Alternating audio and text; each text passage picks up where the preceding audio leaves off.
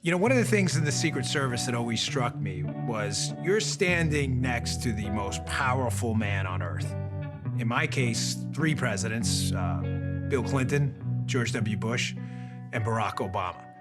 And what was fascinating is regardless of their politics, obviously that was like a Democrat sandwich, Democrat, Republican in the middle, it doesn't make a difference.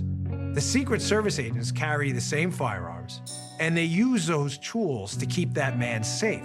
And what I found interesting is it doesn't really matter how liberal or conservative the president was. They all understood the need for them to be protected using those firearms.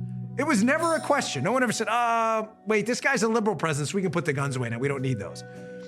What I found even more interesting in the Secret Service, speaking of the hypocrisy of people out there in government who want to take away our rights, is when you go to some of these cities infested with violence, no one ever says, hey, don't worry, we're going to Chicago. There's really strict gun laws there, so everybody leave the guns at home. We don't need them. Why carry the extra equipment? We're gonna waste fuel on the airplane. Leave them home. It's Chicago. No big deal. Matter of fact, when you go to Chicago, you probably bring extra weapons to protect. So what's fascinating is the president's entitled to protection in Chicago, but the Chicago residents are not entitled to protect themselves.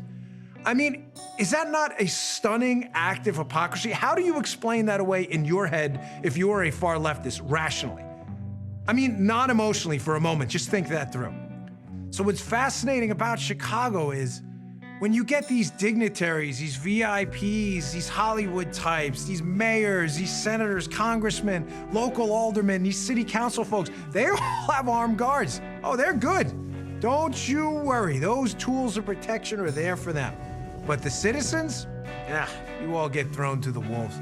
Second-class citizens, subordinates to everyone else, to the foo-foo crowd, to the foie gras crowd, the bow tie wearers. They're all safe, but you're a whole other story.